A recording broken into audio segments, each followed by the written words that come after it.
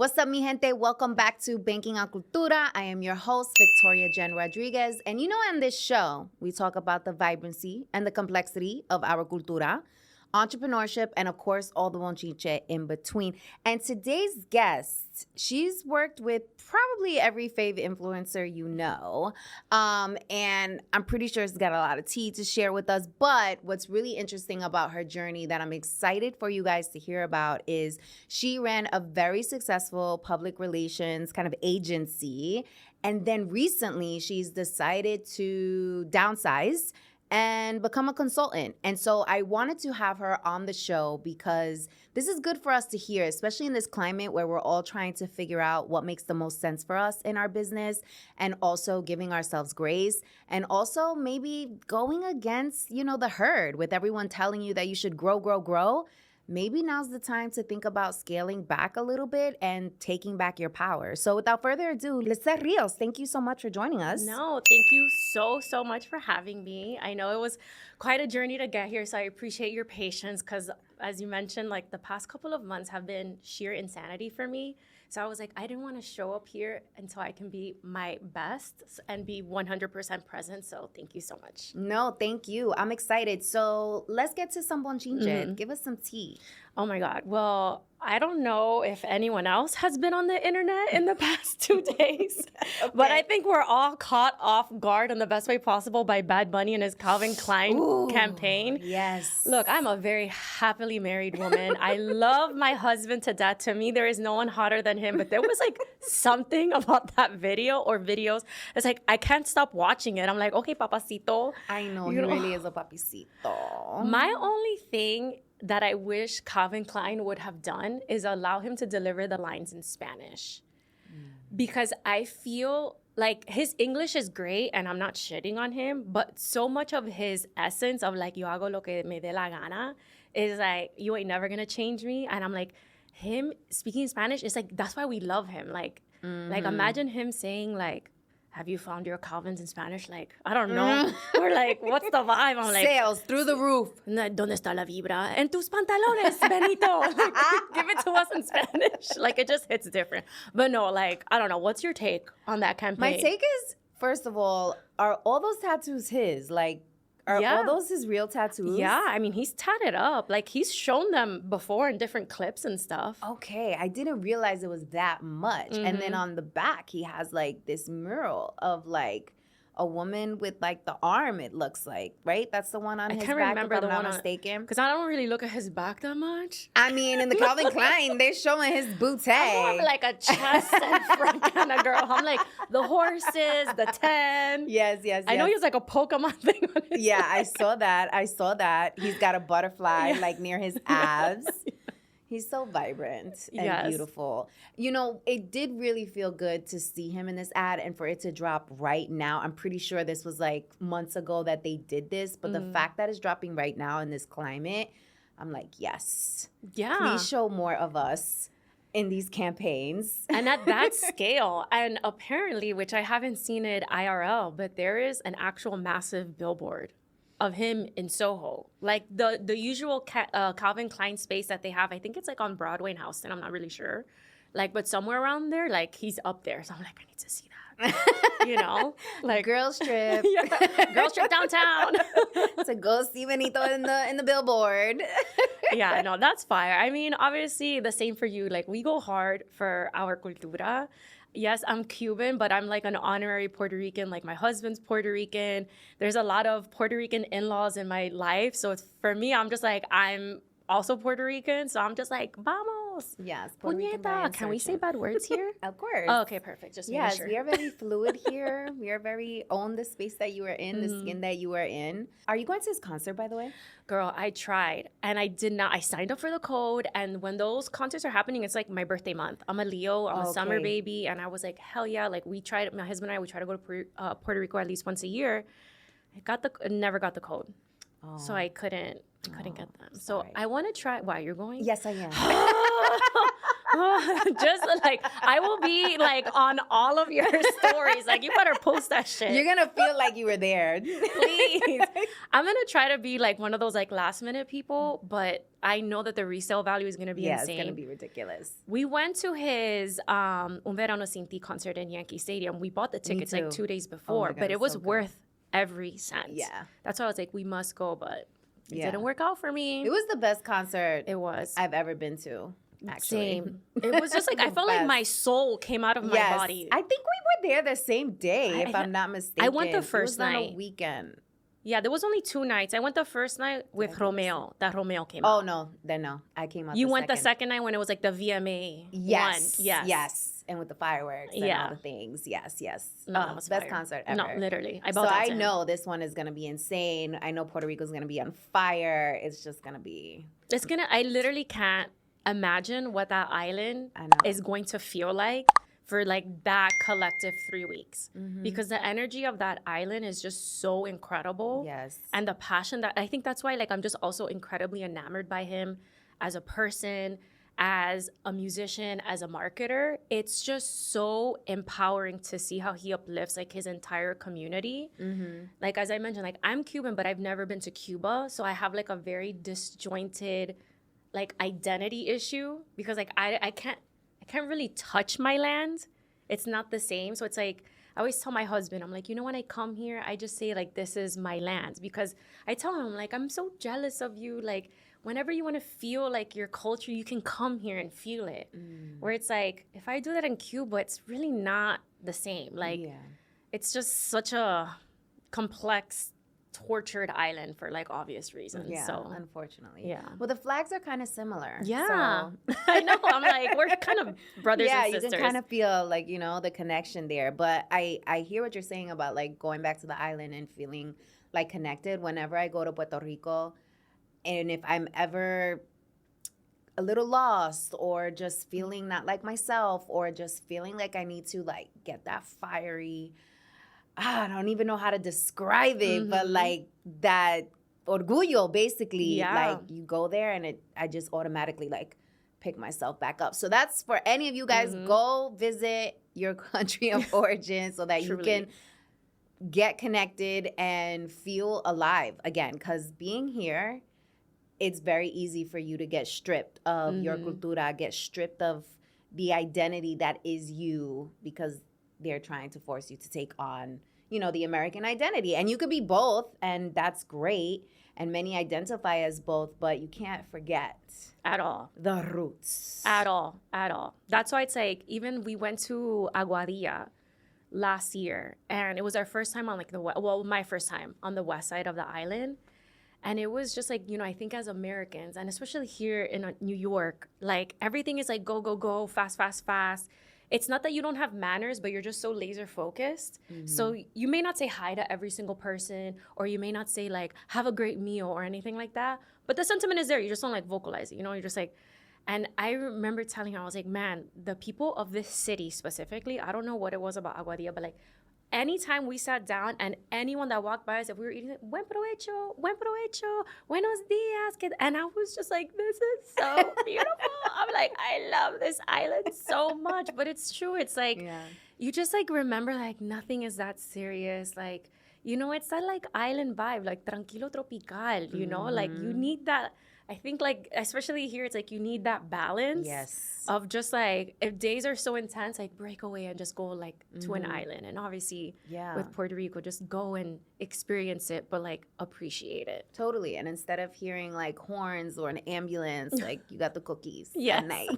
Oh my God, it's the best. To keep you company. It's literally the best. Yeah, it is. So yes, I'm jealous of Puerto Ricans.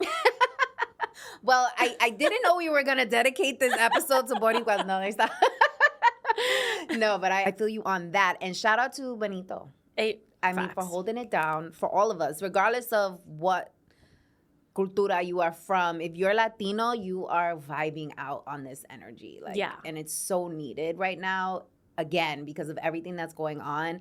Like, I feel like I can still talk my shit because we have key people in place that are empowering us to do so and like holding it down. Yep. Yeah. Tell the people about your firm and what it was and how it got there and where you are today. It's a lot to unpack. Are you guys ready? Are you ready? I'm very excited about this fourth wall. I'm just kidding. So I guess I'll try to give you like the before and the after. But yes, I had Chic Influence, the original version of the agency. I had launched it 10 years ago. After spending 10 years in corporate, my background was traditional and still is traditional PR.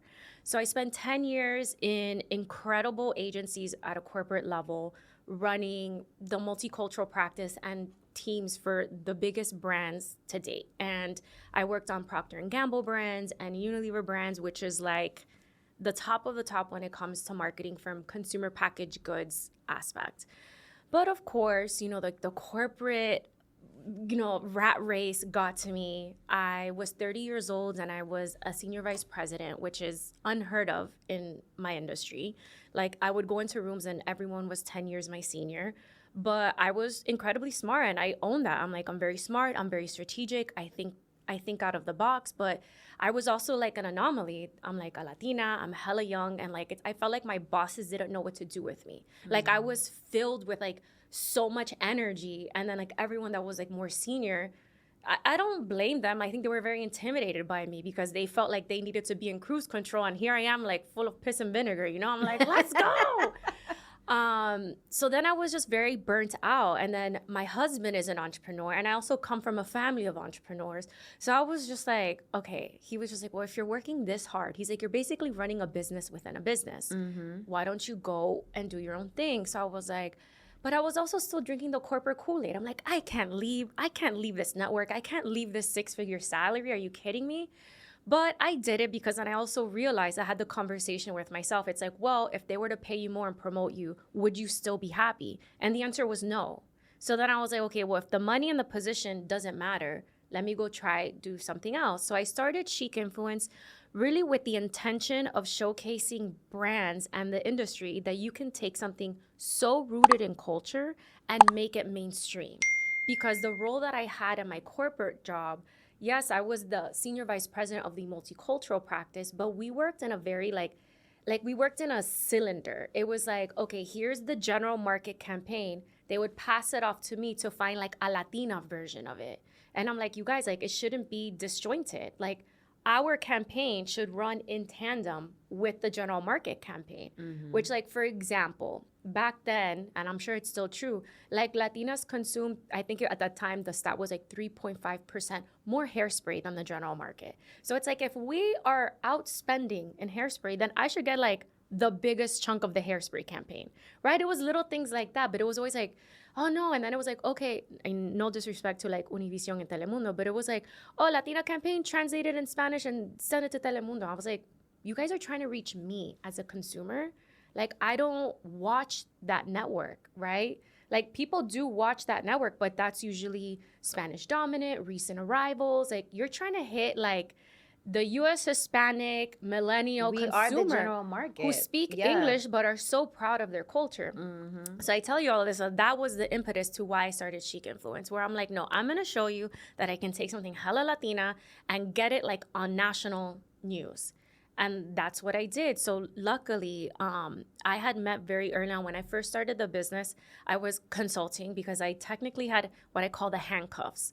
I was never legally allowed to start my own agency because of the contract that I had signed at my old job.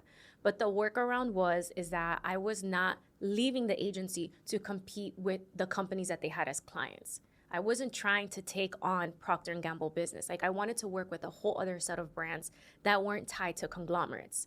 So they were okay with that. But for the first year, I was not allowed to touch any CPG. So like no consumer packaged good. So Hold on, I want to talk about this for a second. Listen up, Latinas. It is time to take ownership of our dinero. Because if we don't, who will? Did you know that only 45% of Latinas have a savings account? And 83% of Hispanic millennials have no retirement savings whatsoever. Damn! And what's even more alarming, hermanas, is that even though we're the second largest ethnic group in the United States, there is a $200 billion lending gap between Latino-owned businesses and their white counterparts. This is why Fortuna Latina exists. a free program designed to help Latinas build wealth, manage money, and secure their financial independence. This is about controlling your future and letting go of your money trauma. Mi gente, the wealth gap isn't shrinking, it is growing. And unless we take control of our finances right now, we risk passing down struggle instead of security. So don't hesitate, hermana. Join Cultura Latina, the only financial literacy program designed specifically by Latinas for Latinas. Get access to expert mentorship, an amazing community, and the tools that you need to thrive. Your financial independence begins right now. Join the movement today at culturalatina.net. Many members of our audience and listeners, they are still working and they're thinking about starting their own thing. And similar to you and me, like, the best thing for you to start is something you have a skill set in, Correct. right? Which you may have already done while you were in corporate. So did you tell them that you were going to start a business? Yes, I was very transparent. Oh, so that was nice of you. Yes, it was very nice of me. And I also gave them a month of my time. Okay. Instead of a 2-week notice. One, to quedar bien. You know what I mean? And I was very open and honest with them about everything. Why? Because one, I just knew that once I started marketing myself, they would see it. So you think they were going to come for you? Yes and no. But I wasn't sure, but I didn't want them to come for me. So for me, the easiest way is like, let me be open and honest. Let me be transparent. Because also, I think always long term. At the end of the day, maybe 5 years from then, I may need something of this agency. So I also don't want to burn a bridge because that agency is a very powerful agency in my world of CPG. Okay. So that's why I was very transparent and I told them straight out because I'm very aware of everything that I sign. I know a lot of people when they start in corporate, they just sign things very blindly, especially like the employee contracts and the code of conduct and all that stuff. No, like if they give you an 80-page booklet, as tedious as it is, read that shit. So that when you have to make this decision, by the time I walked in and I gave my resignation, I told them, like, I know I'm not supposed to start an agency. I'm not leaving this agency and starting to poach from you guys. I'm not trying to take your, but please let me go off and do my thing because I am not happy here. And I told them, like, I'm not happy here. I'm underpaid. I don't have the freedom that you guys are giving me. And I told them, like, why would you want me here? Like, and I think also too, sometimes it's very hard for people to have those conversations. Like, yes, at the end of the day, employment is a transaction, but it's also incredibly human. We spend most of our lives at work. So it's like, I need to tell people, I'm just a very transparent person. So, and I also had told them, and this was 10 years ago. I was, I think, 30 or 31 when I left. I wasn't even married yet, but I was already thinking, okay, when I get married and I have kids, I need flexibility because I was looking at all the women that had kids at that job. They were, I don't want to say miserable, but you can tell that there was like an internal struggle. And I'm like, I don't want to have to pick and choose my child or my career. Like something has got to give. So I was also thinking like long term. So I told him like, I need flexibility. I'm not happy here. I want to go try something out. But I also told them, I was like, you're happy to hire me as a consultant. You know, like I will be here if you need something for a month because the minute I left that job, I had a very financially strong, what we call P&L, like a profit loss center. I was the most profitable P&L in the whole agency. I had a very lean team, but I had the percentage of what our profit was super high. And also the minute I left, they were going to lose a lot of business. So I tried to make it as nice as possible. And then they came back to me and said, we're fine with you leaving, but can you not touch any CPG for a year? And I said, fine, because technically I went against the contract. And what I did is that, you know, I consulted under the radar. How are they going to find out who I'm consulting? Mm-hmm. And then publicly, I was doing PR for individuals. So I was doing the PR for a celebrity hairstylist. I was doing PR for a fashion stylist. So it was individuals, nobody that they would have ever taken on as a client because one, that's not their strong suit. And these clients don't have that kind of budget for that kind of agency. I like what you also said about when you gave your resignation, you said you can also hire me as a consultant. Yeah. Right? Because a lot of people don't even consider that, which is a really smart and strategic way of leaving. It's like, obviously there's going to be a vacancy there now. So it's in their best interest to consider possibly working with you. So for example, if you would have gave them 2 weeks instead of a month, I don't know. They might have been like, you know what? Well, we'll bring you on as a consultant. Yeah. You know what I mean?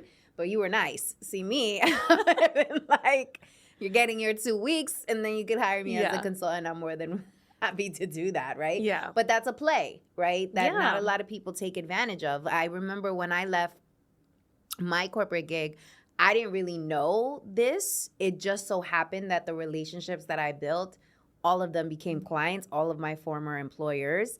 But it wasn't because I knew that that was a play. Like, if I knew walking out that door, I could have been like, hey, you can keep me on as a consultant, right? Which many organizations would bite because it's cheaper, honestly, to get a consultant than it usually is to hire someone full time because you're paying them the benefits and all the things. So some organizations prefer you coming in as a consultant. But if I knew that when I was walking out the door, I could have, negotiated a little better. But it was all right. I had a severance package. I had all the things. So it was all right, learning lesson. But okay, so you started the consultancy. You said you wouldn't poach CPG. Yes. You went out on your own, and then what happened? And then, so I was kind of consulting under the radar. And then through that work, I met, at this point 9 years ago, Regina Merson, who is the founder of Reina Rebelde, which is, at the time, was the first makeup line for Latinas by Latinas. And she hadn't even launched yet. I was consulting for another makeup line that was like, hey, the woman that does my packaging has a new client, and she's specifically looking for somebody who specializes in Latina marketing. I'm like, of course, I would love to meet her. Long story short, we meet, and Regina's like, oh my God, you're perfect. I've interviewed every major agency you can think of, and nobody thinks like you. Everyone, it's like they do the same thing. Oh, you're Latina? Oh, let's translate everything, put it in Spanish, give it to Univision. And I was like, no, at the end of the day, you are makeup. You are a lipstick. You are an eyeshadow. This deserves to be in the hands of outlets like Allure, Glamour. They need to see it and talk about it. So that's what we did. And then through that work, and of course it's hard. The brand name is Reina Rebelde. How do I, how it talk to non-Spanish people? I'm like, this is Reina Rebelde. Girl, when I say the name of my podcast to people, I'm like, banking on Cultura. They're like, what? You're like, I'm banking on Cultura. Yeah, exactly. That's exactly how they say it. And I have to break it up into syllables so that they can pronounce it. And then I have to say, Cultura means culture, so that they get and it. And it's literally a one-letter difference. Yeah, an exactly. A to an E. Exactly.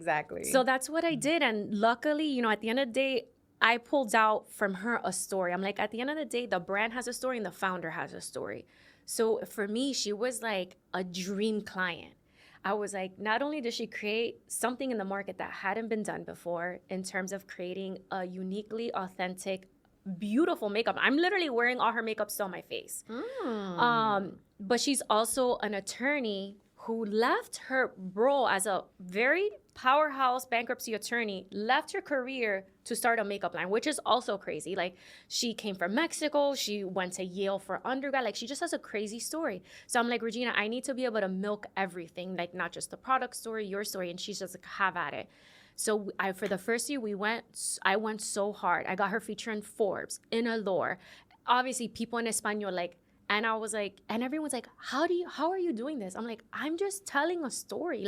There's nothing crazy about what I'm doing. I just took the blinders off of what everyone does in corporate America in the world of PR, which is general market, African American, Latina, Asian. It's everyone just works on a phone. I'm like, you guys, let's merge it together. So luckily, with the work that I did with Reina Rebelde, is how Julissa Prado found me, who's the founder of Rizos Curls. So then she's just like, I want what you're doing for her. Do it for me. So I was like, let's go. So then that's how it all happened. So somehow I got every major Latina founder who had, I'm not going to say overlooked, but would have been incredibly hard to pitch had it not been for me, who has a nuanced outlook. Mm-hmm. And through all of that work, we've won awards with the top publications. They've had their own TED Talks. It's just been incredibly powerful to uplift Latinas and showcase, it doesn't matter who you are culturally, your story deserves to be told on a national platform. Mm-hmm. So it's also a lot of work on the back end to get media to buy into it, because luckily the crazy part is people are like, how do you do it? I'm like, you know how I do it? I find anyone who's Latina who's an editor or producer, and then I pitch them because they understand. And then I'm like, hey, oh, my friend Erica, hey, you get this. Like, you're Latina. Like, look at this. And then she's like, oh my God, okay, can we get her on the Today Show? I'm like, let's go, like, so there's that. And then, so the agency had the PR division. But then through the work that I was doing, obviously, with my brand clients and hiring out influencers, I was obviously booking influencers to do sponsored content. So then one of my industry friends had connected me with Kaylani, who's Viva Glam K. And then we book her, and I'm like, Kaylani, I'm like, you're really undercharging. Like, at this point, she already had 1 million followers on Instagram. She was charging very low. And I was like, you, for a fact, and this was like, 10 years ago or whatever, I was like, you could be charging like 10K per post. And she's like, that's crazy. Nobody would ever pay that. I was like, no, they would. Like, I come from the brand side. I know exactly how much budget brands have. But the thing is that, like, unless you ask for it and you lowball yourself, they're not going to say, of course. Oh, if you say, oh, my post is $1,000, they're not going to be like, oh, but I actually had 10. They'll be like, okay, give me the post for $1,000. It's very rare that you find a real one that would actually do that. So we started off very slowly because it didn't even cross my mind to manage talent, to be honest. I was just like, I really wanted to help her. But she was just like, okay, I want to help you back for investing. So like, if you bring in something, just take a percentage. And I'm like, okay, fine, whatever. So we did it. And then in a couple of months, like, the deals just started pouring in because I have a lot of connections with people with access to budget.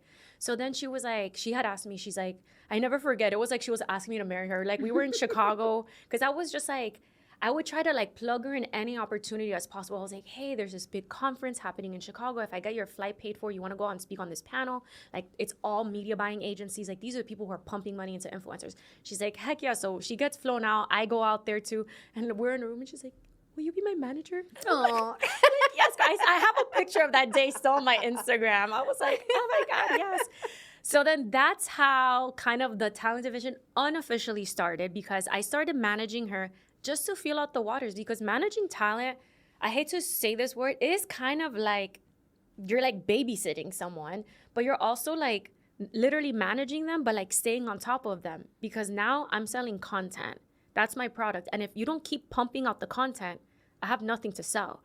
So it's also like, girl, and obviously Kaylani's great. So she's a content machine. So then what happened is that, at this point, brands are like, I love working with you. I love working with Kaylani, but I don't always need such a big influencer. Do you have other creators that I can book through you? So if I have a campaign, I can just give you X budget and just work across your talent roster. And I was like, damn, I don't have anyone else. So then luckily my brand friends were like, hey, this creator doesn't have a manager. Do you want to explore? And I'm like, sure, great. And then in all of that, Ori, who worked with me for 7 years, I connected with her because she was just intrigued to understand what I was doing on the talent side. And she came from the PR side. So she was like, hey, I'm very interested in getting into talent management. Like, can I support you? And I was like, yeah, for sure. Like, I need help. I actually have like a backlog of creators that I want to take on, but I can't run the PR side and manage talent. Like, I need help. So if you're willing to like help me launch this division, like, you can just run with it. And then I come in and obviously support as needed. So thank God for her, because Ori came in and we were able to sign on like 4 more creators. And then it was great because everybody was different. Nobody competed with anyone. And it was like everyone was like a different size, a different point of view. And that's really how the talent division started. And I just never thought it would have kind of steamrolled the way that it did, because we made millions in deals. Like, that part was so gratifying, obviously, from a financial aspect. But we also worked with incredible brands, and we saw like all of our talent just have like 100% year-over-year growth. So it's like, we would always say, hey, oh, you made X amount this year, you're gonna do double next year. Like, that's crazy. And I was like, we always did it. We were able to double down every year. And that part was also super satisfying. But 9 years into it, 9.5 years into it. Okay, wait, before we talk about the transition. Okay. Because there's a lot to unpack here. Selfishly, I want to know, what should you be looking for when you're looking for a manager? And when do you know you're ready for a manager? Okay, that's like the hardest question to answer. Okay. Not in a bad way, because it is very layered. A lot of creators, they start creating, they're like, I need a manager. Yes, do you need a manager? Here's the breakdown. I think what we saw with all of our creators, you should get a manager when you really have so many deals that you can't even keep up. Because a manager, especially the way that we operate, there's a lot of agencies that just take on a bunch of creators and it's like they don't really pour into you. It's all inbound and they're just responding. The way that we would work, it's like, yes, we do inbound, but we would really ask our talent, what are your dream brands? And we would go out and pitch it. So we would do a lot of proactive pitching. But we would, for example, I would only sign on a talent if I knew that they were already making money. Because the thing is that the economics of how a manager makes money is a percentage off of the commission. So yes, I would have loved to sign super micro influencers that had potential, but in the reality, there's a certain threshold that we can charge. So like, if we know for a fact that your following can only really pull in $500 for a post and we take 20%, I'm not working that hard for $100. You know what I mean? So especially that like at the structure and the level we were operating at, you know, I had a team of 3 people. I had an accountant, a legal counsel on call because the contracts get very complicated. So it's kind of twofold. The manager's gonna wanna take on talent that is already a full-time content creator, so they're dedicated and fully pumping out content.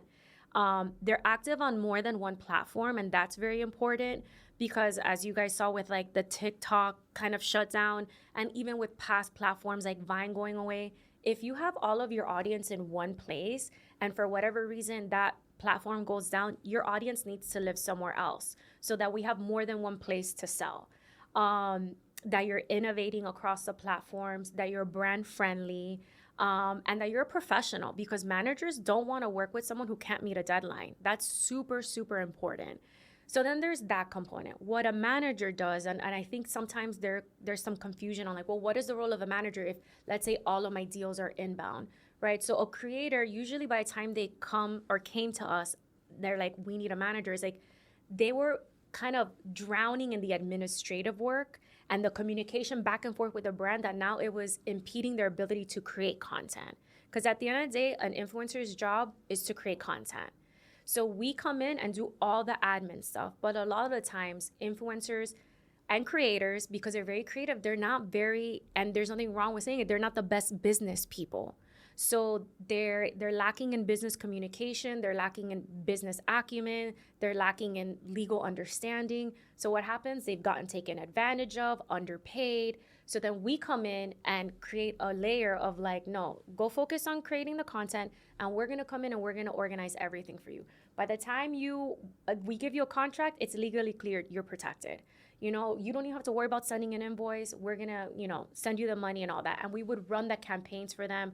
We would send them off to events and all that stuff. But you also have to be ready to let go of about 20% of your income. So, but once you have a manager, they're helping you make it way more than what you were making on your own. Because there's also a different level of respect that brands have, unfortunately, when there's a manager involved, because the brands already know we can't fuck with you, because they know that the managers are looking out for certain things. So it's just a very different ball game. So I think to answer your question is like, when you need a manager is when you're fully dedicated to the craft, you've been able to book deals on your own so that it's also financially enticing for the manager to bring you on, and that you're professional. I literally cannot stress that enough. But what do you look for in a manager now? I think I feel like that answer would be better served coming from an influencer, but just hearing from what I hear from influencers, I think influencers want from a manager someone who is a team player, meaning like, you're not just my manager answering my emails on my behalf, you are the strategic arm to me in helping me grow my brand. So I think like a perfect example, which I believe you follow, Serena, right? Yes. So we worked with Serena for about... Serena Kerrigan, by the way. Serena Kerrigan, not Williams. I wish. Right. We managed her for about 7 years, and we really were an extension of her team. Right? So it's like if she had an idea, it was very collaborative. It wasn't just like this thing where we would plop down and be like, oh, you have this deal. We would work together. She would be like, oh, I want to work with XYZ brand. And we're like, oh, great. Give us some ideas that we can pitch the brand creatively. We would go off and pitch it. So I think influencers who are really dedicated and want to grow, they probably want from their manager someone who is very proactive, right? So it's like, Kaylani, when she was pregnant, she would tell me, she's like, oh my God, I'm pregnant. Can we sell it to Clear Blue? And I'm like, heck yes. You know, so it's like that kind of thing where it's like, you're a team. There's no like, oh, I'm just your manager. You know, no, we're an extension of your team. And obviously, at the end of the day, of course, they want to make money. That's what the end goal is too. But it takes a long time to get there, to be honest, because a lot of the times, you know, I always say, especially in the influencer space, unless you're like a fire content creator, there's a great content creators that manage themselves because they have a lot of business acumen.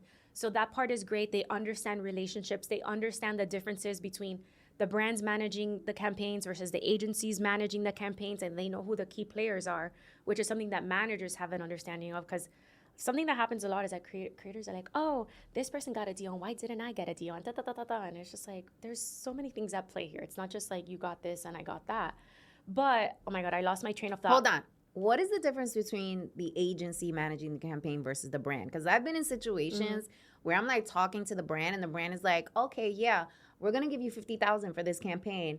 And then the next day it's like, okay, we want you to talk to someone at the agency. And I'm like, okay, hold on a second. So who's making the decision here? It's kind of twofold, because the weird part is, and this is coming from someone who worked at an agency, and then this is someone who's obviously done it all. A lot of the times brands, I don't know why they do this, but the brands will have campaigns that they own internally. And then there's a chunk of budget that they will give, let's say, a different campaign to the agency. Most of the time, the agencies are there because obviously it's cheaper to hire, to your point, let's say a consultant, but at this point an agency that has a team and execute a campaign versus using the resources of a brand. So they'll outsource it. But once, let's say, the brand passes the campaign to the agency, now it's the agency's decision on how they're going to allocate the budget, right? So they're the ones saying, oh, we want to work with 10 creators, and this is how we have to spread. But the brand has influence on the how brand they has spend influence that because money? ultimately the brand has to approve the plan. Okay. But it doesn't mean, but usually the agency can influence and say, hey, I think we should give this person this amount. Okay. And that's where sometimes the brands are not going to get into the nitty gritty. They'll just be like, well, if you think that's the best approach, then do it. Because here's like another thing, which is kind of crazy. At my old job, we would have to report to our client. We had a value tracker where we had to show all the ways we negotiated and how much we were to bring things down. So we would track like, oh, if this influencer quoted us this, but we were able to bring it down to this, we would say, hey, we just saved you $5,000. So it's also in the agency's interest to negotiate down because they have to report back to the brand, hey, I just saved you, let's say in the course of a quarter, like $500,000. Yes. So it's like a whole web of things. Okay. I feel like this whole episode could be on this, but this is not what we were supposed to do. So you built this amazing organization, bringing in millions in brand deals. Mm-hmm. Would you say you were like at the height of your success? Like you were on fire? I mean, I would think so, yes. I think my version of success was the girl boss. Yeah. And then I was like, I can do this and everyone can do this and this is so amazing. But in reality, I was burnt the fuck out. I was dealing with severe anxiety. I was already throttling in depression, which is crazy to say out loud because everyone's like, you're not depressed. And I was like, no, because I'm a high functioning depressed person. And I'm also really good at like code switching. Now that I'm on the other side of things, I realize what those behaviors were, where like my anxiety and depression gave me like a fear of going outside. I became like a mega introvert. So all I would do was go to work and go home, go to work and go home, or go to work, work out and run, right? My only escape was like running my crazy marathons. But so like 2 years ago, so like in 2022 I was just like, I think I don't want to do this anymore. I was very tired. I think the exhaustion of keeping the business afloat from the pandemic caught up. Because when the pandemic happened, it was like, what the fuck is happening? And every brand, all of my brand clients, all of my creator clients is like, well, what next? And I'm like, I don't know. I've never been through a pandemic. I've never been through a global quarantine, you know? I was like, all we can do is, which I hate saying this word, but we all use pivot. We just have to pivot. So that part was exhausting. And then I was like, not only did I have to worry about my company, I'm also in charge of the income of these creators. So it's like, it's not just my income, it's their income. It's also the salaries of my team. So thank God for PPP. I got PPP and that saved me from having to not have to lay off anyone. But I think that like being on like that hamster wheel of like the pandemic caught up to me in 2022 where I'm just like, I'm fucking exhausted.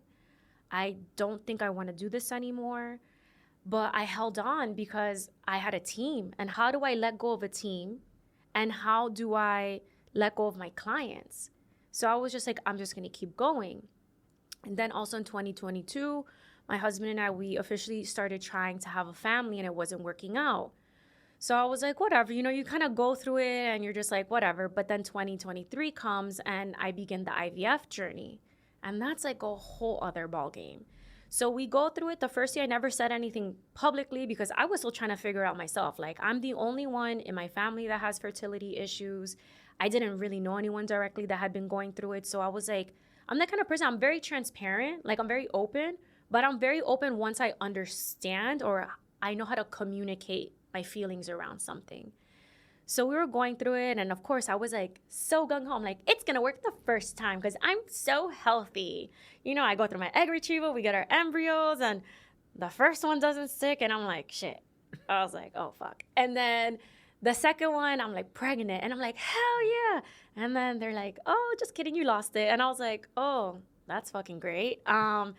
Yeah, I'm making fun of it now because I love to cope. It's my coping mechanism. And I was destroyed. I'm like, this really sucks.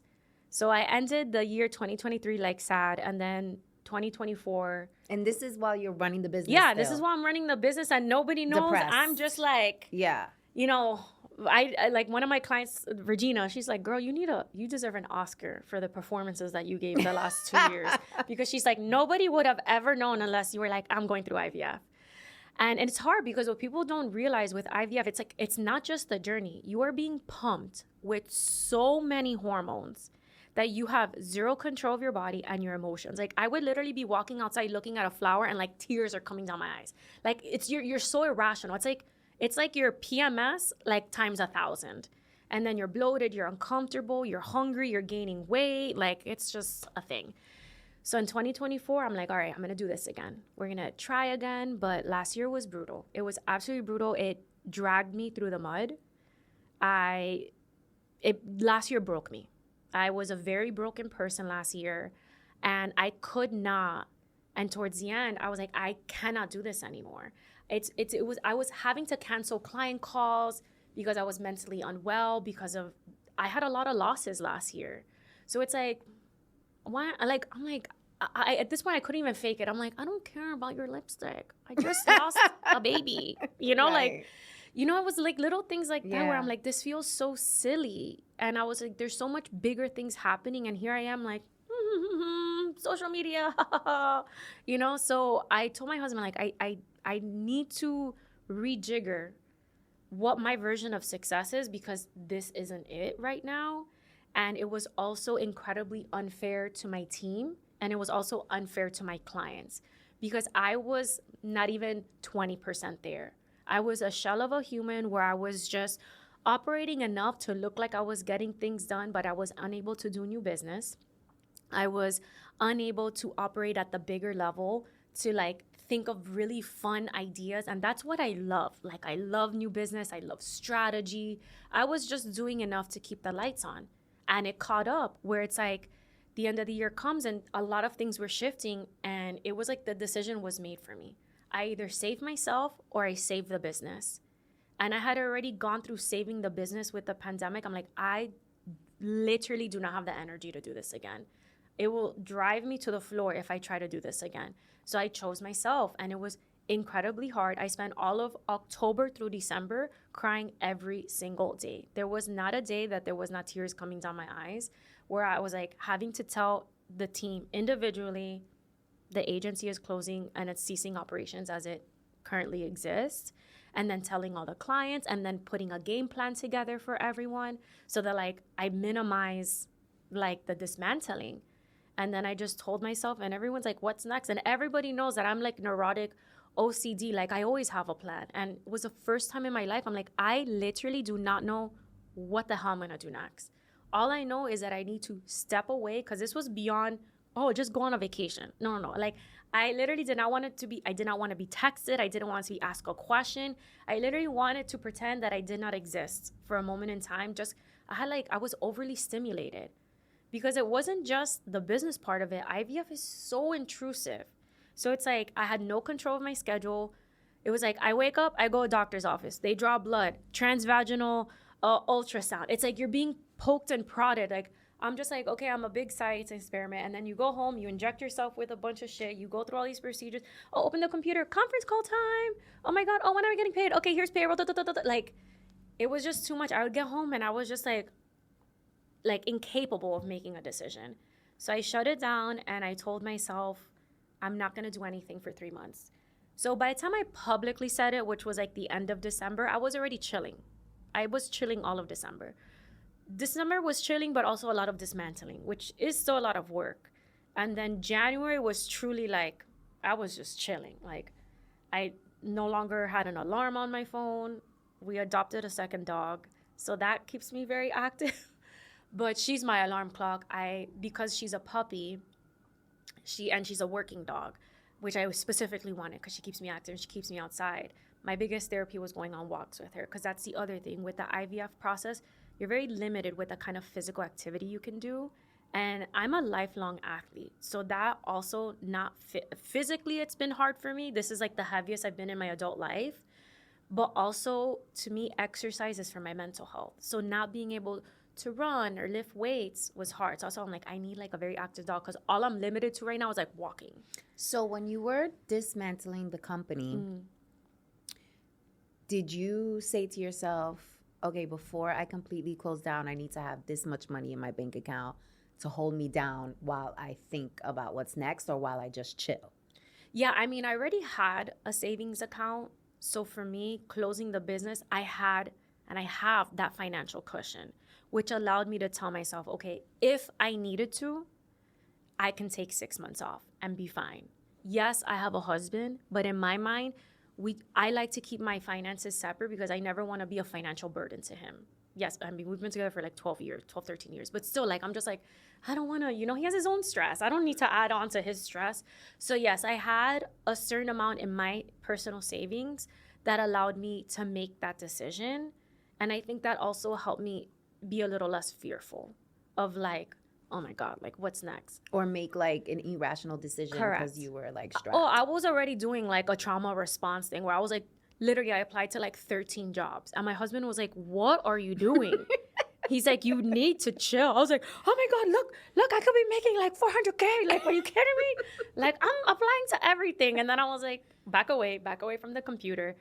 So yeah, like it's... And you had to like force yourself to cógelo con te crisis. Yeah. Which I think is really difficult for women like us who are just like, go, super ambitious, make something out of nothing, is used to like trailing her own lane, like holding it down, like all the things, to just like completely stop and like sit with yourself. Like it was super hard. Courageous, first of all. It was so hard. After like the second week, it felt like a little bit better. But like the first week, I was doing like the whole like, I would wake up at like 6, mainly because the dog wakes up early.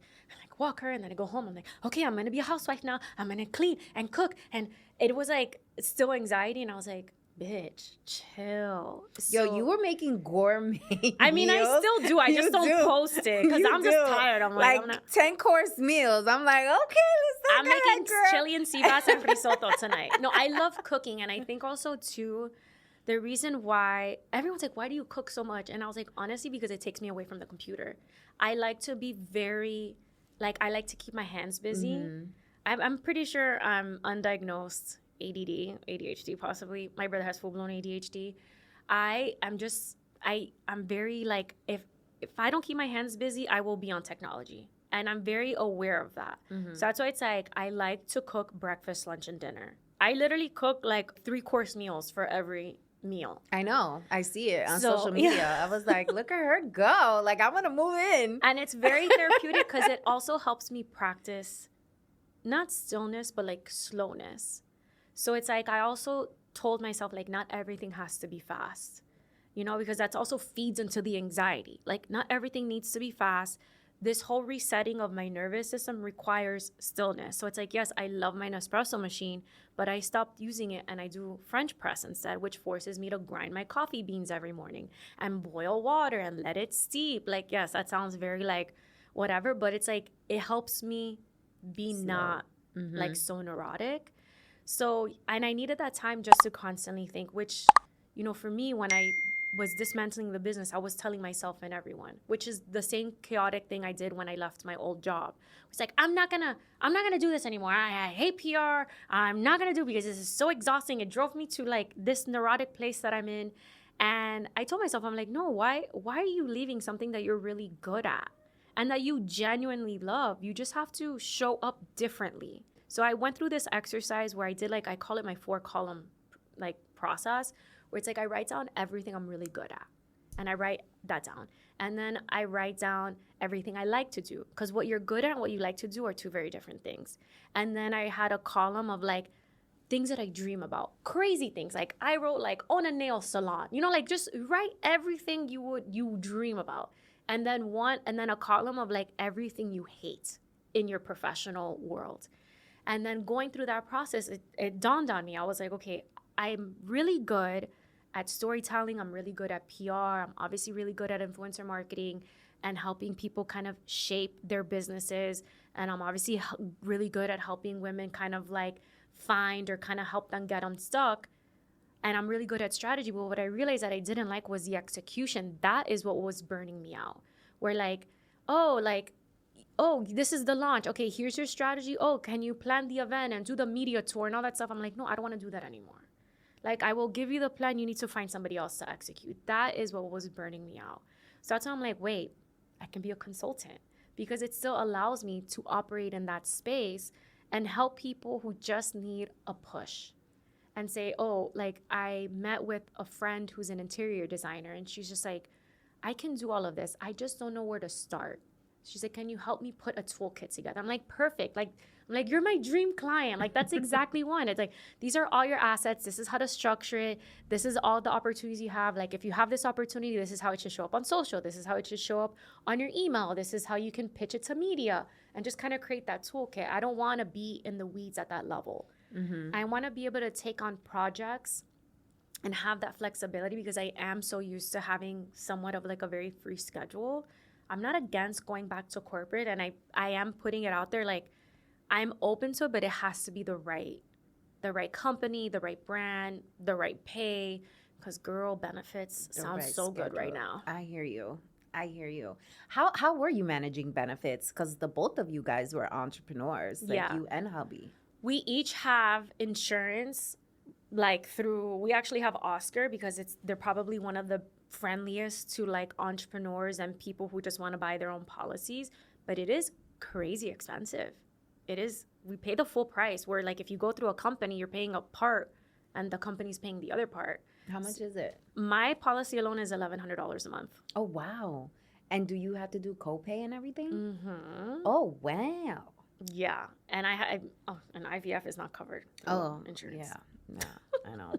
That's where all those millions in brand deals came through.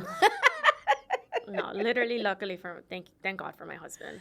So let's get into the Talk That Talk segment to wrap things up. So we were talking about IVF, and you know, I've had guests prior on the show that spoke a lot about how difficult it is to go through this experience because it's not really spoken about, and also like.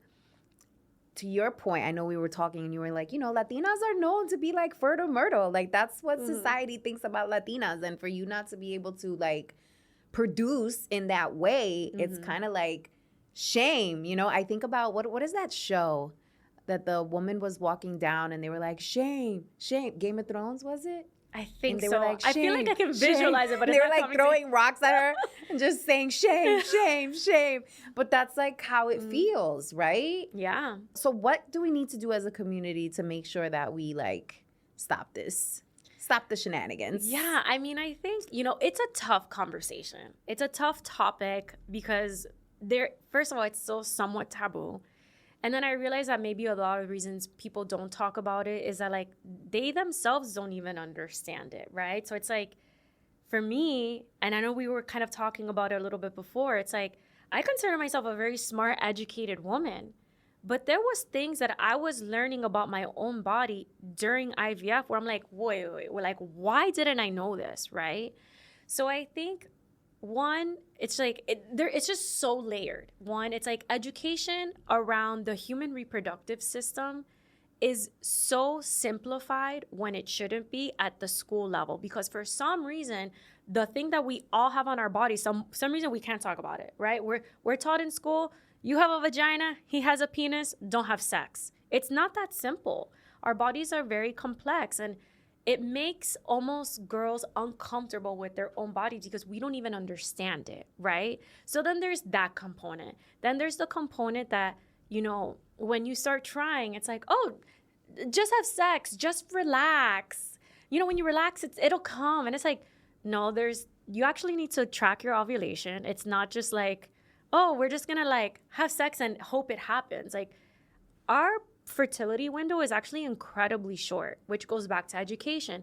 We're taught like, never have sex because you're gonna get pregnant. When in reality, you only have maybe a 3 to 6 day window where you're actually able to conceive within your 28-day cycle. So then there's that component. It's like actually learning that it's super complex, and it's actually learning that the female reproductive system is incredibly inefficient.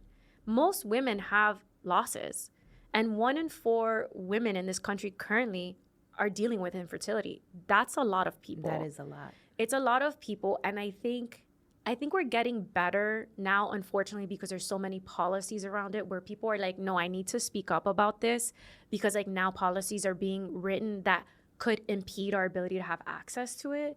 But I think the biggest thing for anyone, especially in the Latino community, is just be supportive, and also listen to how the person wants the support and actually stick to it. And I say that because, you know, I know that people want to actually help and be there, but it's really hard. Speaking from my own personal experience, I'm the only one in my family that has fertility issues. Every single person has gotten pregnant and has had a full term and a live birth, right? I've been pregnant, but I have not carried full term.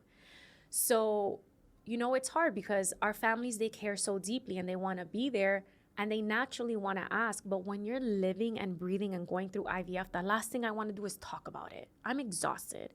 And I also don't want to, I already feel like a science experiment. So I actually told everyone, I was like, don't bring it up unless I bring it up, because I need a break from talking about it. And I don't want to talk about it. And if I have an update for you, I'll give it to you. And it was very hard for my parents because they're so like, excited. Yeah, they're your besties. They're like my besties, but also too, like, IVF is so, it's like everything is like hurry up and wait. So it's like you do one thing and then you have to wait 3 weeks for the next thing. It's like there's these long waiting periods, and I'm like, I don't always have an update for you. You know, right now the embryos are baking. I don't know what's happening. You know, like, so it's really hard. And I just think like, hear people, be a resource, and literally the one thing I cannot stand hearing, and I don't ever change it, like, it's hard, it's just like, oh my God, I can't believe you don't have kids, girl. And I'm just like, do you want me to tell you I just lost one yesterday? Like, right, I don't know. Exactly. Like, not only that, but like the women who like are choosing not to have kids, or maybe they haven't met someone that they want to have kids with, and their desire is not to raise a kid on their own. Like, again, shame.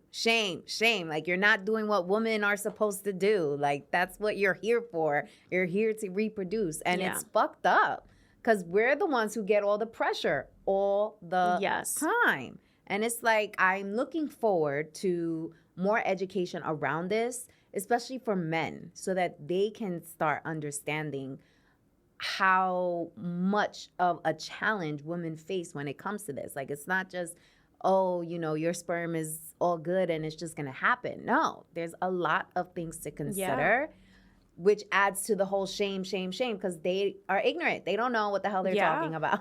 No, and then also sometimes, you know, it's not our case, but like there's sometimes the fertility issue is also the male, and it's called male factor infertility. So then there's that. I think going through IVF, you know, it's tough, right? In this aspect, you know, my husband and I, we both really want a family. So we're both in this together. The support, I like literally, I can tell you that going through this made me realize like I married the perfect man, because the level of support that he gives me is insane, right? And it goes both ways, and men have a very different way of externally expressing themselves around this too. And I think, you know, there's no way you can prepare for IVF until you're in it, but it will test your marriage in very different ways. Like, we've had to have conversations that I just never thought I would have to have, because like, for example, like when you start the IVF process, there's a lot of legal paperwork that you have to sign because you're literally creating embryos. So there's this massive contract that you sign with your clinic. And some of the questions are like, well, once these embryos are created, what happens if one of the partner dies? Who gets the embryos? So you have to make a decision on that. And then it's like, well, if the other surviving partner dies, what do we do with the embryos? Do you want to donate them or do you want to discard them? Oh, what if you guys get divorced? Where are these embryos going? Like, it's like so layered. Like, they literally think through every scenario, and then you like sit with this contract in front of each other and you're like, oh shit. Like, how do we talk about this, you know? So it's really tough, and it'll test you. And I think in our situation, I'm very grateful. It's brought us much closer together. But yeah, I think men also have had to do a lot of learning, because at the end of the day, the one that gets the brunt of all of this is the woman.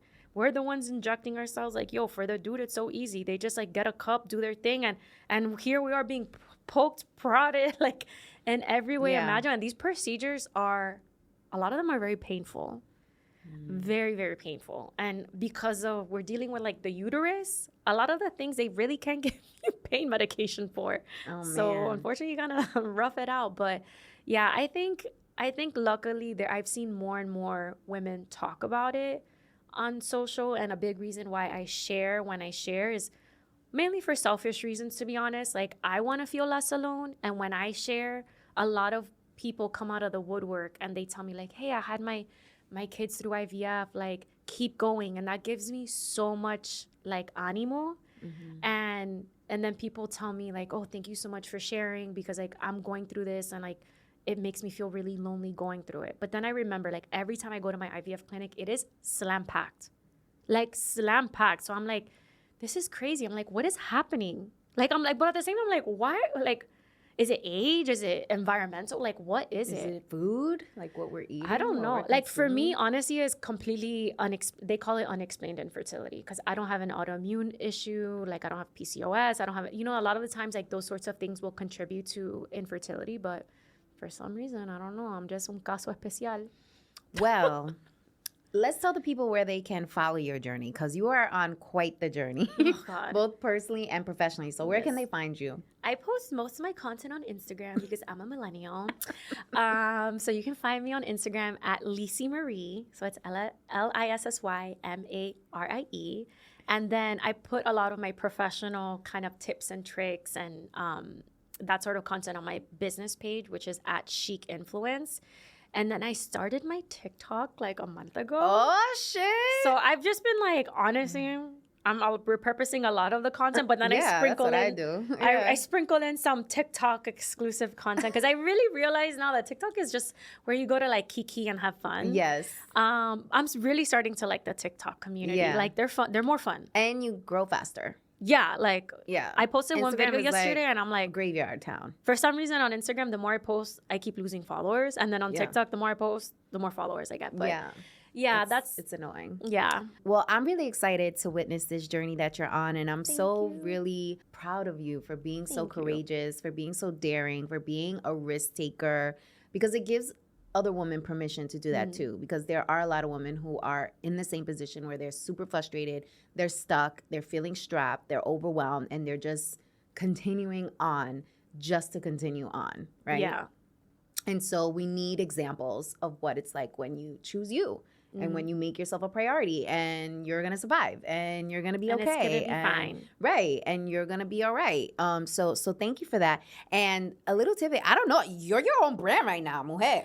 I hope you know that. I mean, I guess so. Listen, I be seeing the voiceovers. I'm like, oh my God, Lissette is an influencer. It's just She's about to come who she used to manage. And you're going to kill it because the brand deals are going to come to you. No, that's so funny. And you're going to know how to negotiate it. Well, that part, yes. Trust me, if there's one thing I love is a contract and putting red line edits on it.